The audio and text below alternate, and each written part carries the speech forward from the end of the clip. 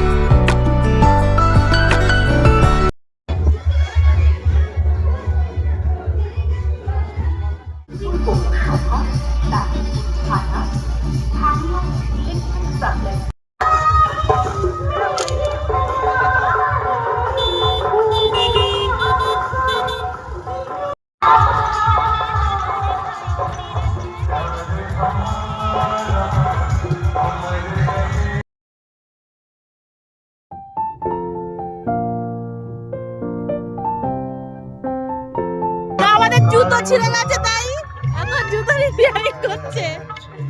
এই ওখানে বসে না।